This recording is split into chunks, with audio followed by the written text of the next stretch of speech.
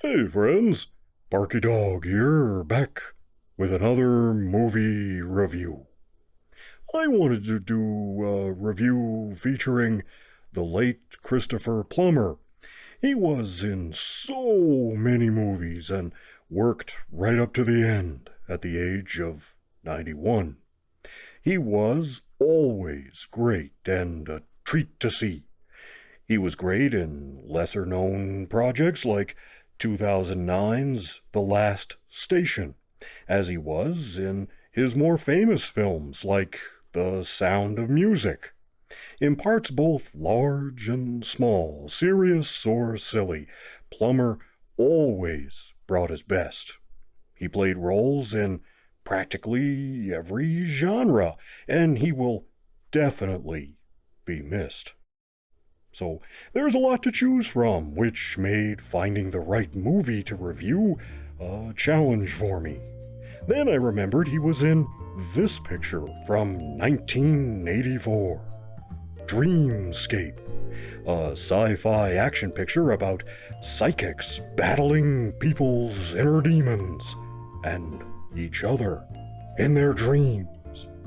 Plummer plays the boss of a shadowy agency like the NSA, and he sees the Dreamscape project as a tool for removing obstacles.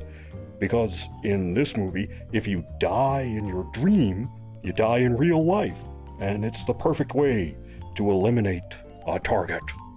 What's great about his character here is that Plummer brings both the suave, likable friendliness he could project, but also the bone-chilling menace when his character's true colors are revealed. A two-for-one role by Christopher Plummer. We also have Max von Sydow as the leader of a research project, and Kate Capshaw as a scientist and the love interest. Eddie Albert plays a troubled president. George Wendt has a nice turn as an investigative reporter. David Patrick Kelly brings the creep factor as a disturbed rival psychic. Our hero is played by Dennis Quaid. He plays a gifted psychic who's on the run from gamblers. Somehow, it's never explained, he can predict the winners of horse races, and the touts want a cut of his action. I would imagine big poker games or poker tournaments would be a better way for a psychic to make money, but they went with horses here. How's it work? Don't know. Anyway, to escape the touts, he reluctantly agrees to help his old mentor, a research scientist working on a project that uses psychics to enter people's dreams and help them with their psychological problems. In one case, Quaid observes a man's fear of heights, a wife's infidelity, and most memorable of all, a child's nightmare world complete with a snake man trying to kill him. By interacting in the dreams, our hero can help free the patient from their nightmare worlds. So it's a noble effort.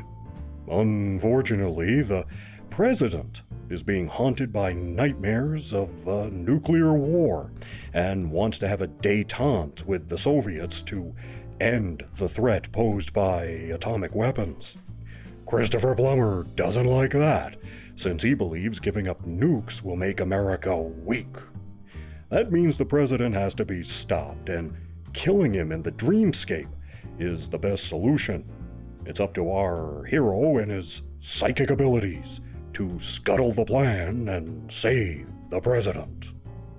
In some ways, this movie feels like a throwback to the previous decade, the 1970s, when ESP and psychic stuff were all the rage. Not unlike Altered States in that way, a movie that missed its moment. But unlike that film, Dreamscape is not a nuanced or philosophical attempt with lots to say about mankind. Dreamscape is definitely a popcorn muncher, which isn't a bad thing at all. This picture is better in concept than the execution. The ideas and everything are great, There's some good performances. Again, Plummer. The special effects hold up for the most part, but at points it doesn't quite fly. Some things don't quite gel. Well, that's okay though, because once you're in this world, you want to know where it leads and what happens, and the movie doesn't drag. It moves along pretty well. It's one of those movies that Hollywood doesn't make anymore because they've forgotten how. It's a moments movie.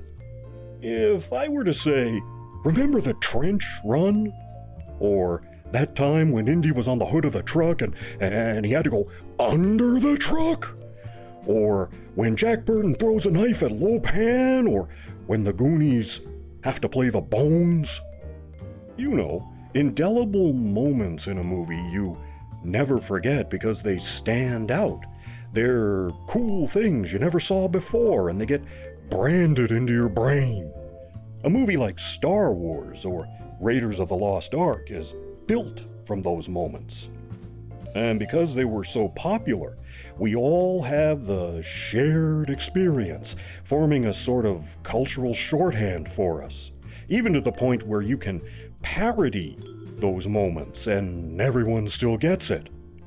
Probably the last time we had anything like that was from the Harry Potter series or Lord of the Rings. Maybe Iron Man. Maybe. Here, it's the moments in the Dreamscape, the hallway sequence. There's a big chase there. And the apocalyptic post-nuclear attack Washington. The enemy with the neon nunchucks. The Snake Man. They stand out and say, Dreamscape. The effects feel as if they were done in-house. They don't have the typical look and feel you associate with ILM. It's like the filmmakers had to figure it out. The Snake Man is a combination of animation mixed with this Ray Harryhausen stop motion and prosthetic makeup. But it's interesting. I always thought it looked kind of fake, but it holds up better than I remembered when I watched it just a while ago. Now, some prints, such as the one I watched on Amazon for this review, have minor cuts. I distinctly remember a scene where Kate Capshaw let the dogs out, shall we say? If you know what I mean. Even though this was one of the first movies to receive the PG-13 rating, which allowed for a bit of that kind of thing, in order to maintain a lower rating in modern day, they trimmed that in another scene from subsequent releases, so you don't see anything. That's alright, I got it on DVD somewhere. Keep your physical media. But anyway, the movie leaves you with questions. How does this technology work? It's all kind of glossed over and there are no details, maybe some vague stuff about syncing up brain waves or something, but that's about it. And the very proficient psychics don't need this equipment at all to enter the Dreamscape. It would have been nice to know more, but maybe we don't need to. There are other more practical questions, like what happens to the project? Does it continue after the movie ends, or is it shut down? And is it reasonable to expect another shadowy figure like Plummer's not to want to recruit psychics to remove people? Are the Russians working on the same research to have a kill team of their own? All that's left kind of open. Dreamscape is really ripe for a remake or sequel. Maybe Quaid's daughter or granddaughter has inherited his powers and has to fight the good fight. Not unlike Tron, it could be done and be spectacular with today's special effects, but that can only work if the people making it are willing to respect the original picture. If they do what they've been doing in Hollywood for the past few years, forget it.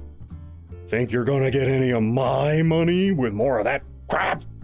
Keep dreaming.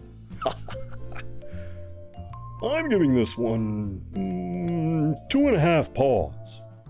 The movie has a lot to recommend it, and it's one of the earlier attempts to show us a dream world we don't normally see.